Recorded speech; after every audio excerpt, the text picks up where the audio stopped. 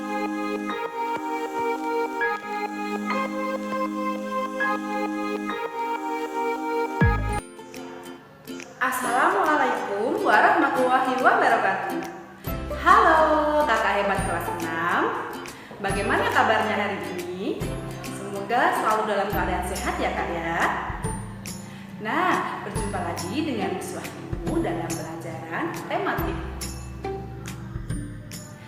Pada kesempatan kali ini kita akan belajar tema 1, selamatkan tumbuhan, subtema 1, tumbuhan sahabatku. Untuk pemuatan yang pertama ini, kita akan belajar mengenai teks laporan hasil pengamatan. Apa sih yang dimaksud dengan teks laporan hasil pengamatan? Perlu kakak hebat ketahui, yang dimaksud dengan teks laporan hasil pengamatan adalah teks yang berisi mengenai laporan dari hasil pengamatan yang sudah kita lakukan. Contohnya adalah teks laporan hasil pengamatan kita terhadap tumbuhan, terhadap hewan, ataupun pengamatan kita terhadap lingkungan yang ada di sekitar kita. Apa saja ya isi dari teks laporan hasil pengamatan? Yang pertama ada informasi umum. Nah, informasi umum ini kita sajikan secara menyeluruh. Yang kedua adalah fakta-fakta. Dan yang ketiga adalah kesimpulan. Pada teks laporan hasil pengamatan juga terdapat ide pokok. Ide pokok merupakan gagasan pokok atau masalah utama yang dibahas dalam suatu paragraf. Tugas kakak hebat selanjutnya adalah silahkan kakak hebat baca buku paket tema 1 halaman 2 sampai halaman 3, yaitu bagaimana jagung berkembang biak. Lalu kakak hebat tentukan ide pokok dari setiap paragraf. Setelah kakak hebat membaca teks bagaimana cara jagung berkembang biak, tentunya kakak hebat sekarang sudah tahu ya kak ya bagaimana cara tumbuhan jagung tersebut berkembang biak. Nah, salah satu ciri dari makhluk hidup adalah berkembang biak. Dengan berkembang biak, manusia dapat memperoleh keturunan.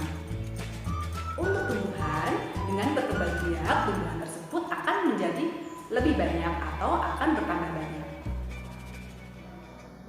Nah, perkembangbiakan tumbuhan itu dibagi menjadi dua, yaitu secara generatif dan vegetatif.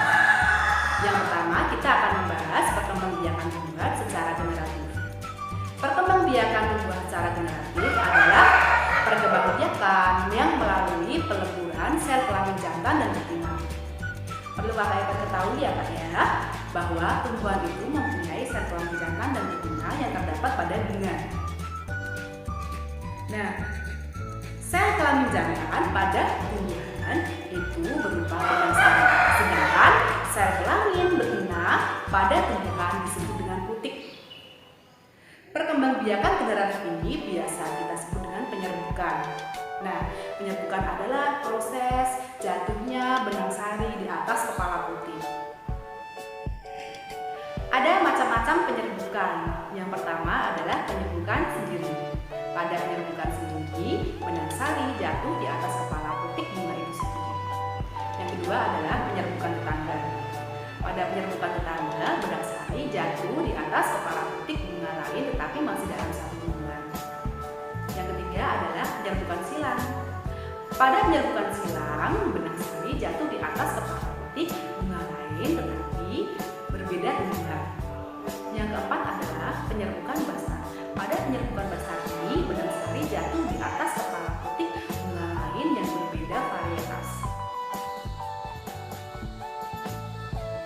Nah, penyerbukan pada tumbuhan bisa dibantu oleh manusia, angin, air, atau hewan seperti burung dan serangga. Setelah tadi kakak hebat menyimak uraian singkat mengenai perkembangbiakan generatif, sekarang akan diuraikan secara singkat mengenai perkembangbiakan secara vegetatif. Pada perkembangbiakan secara vegetatif ini terjadi tanpa peleburan sel kelamin jantan dan betina. Ada dua jenis perkembangbiakan secara vegetatif, yaitu vegetatif alami dan buatan. Pada vegetatif alami ini contoh pada tumbuhan pisang dengan menggunakan tunas. Ubi lapis pada tumbuhan bawang merah dan bawang putih.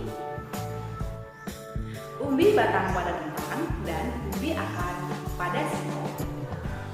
Sedangkan pada perkembangbiakan vegetatif buatan dapat kita lakukan dengan cara mencangkok, stek, merunduk, menempel, atau okulasi. Nah, tugas kakak hebat selanjutnya adalah silakan kakak hebat tuliskan tumbuhan yang ada di sekitar kakak hebat. Lalu tuliskan tumbuhan tersebut berkembang biak secara vegetatif atau secara dekoratif. Merawat tumbuhan dan segala sesuatu yang ada di alam semesta ini merupakan salah satu wujud rasa syukur kita terhadap Tuhan Yang Maha Esa.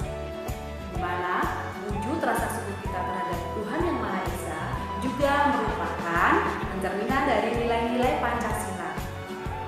Pancasila merupakan dasar yang kita gunakan dalam menjalankan kehidupan berbangsa dan bernegara. Dengan mengamalkan nilai-nilai Pancasila, kita dapat hidup secara rukun dan damai. Banyak sekali contoh perilaku yang dapat kita terapkan dalam kehidupan sehari-hari yang sesuai dengan nilai-nilai Pancasila.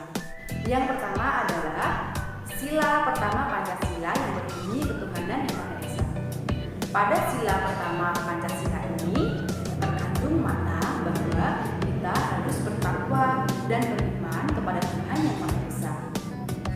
Yang kedua, kita harus mensyukuri segala sesuatu yang telah dianugerahkan oleh Tuhan kepada kita.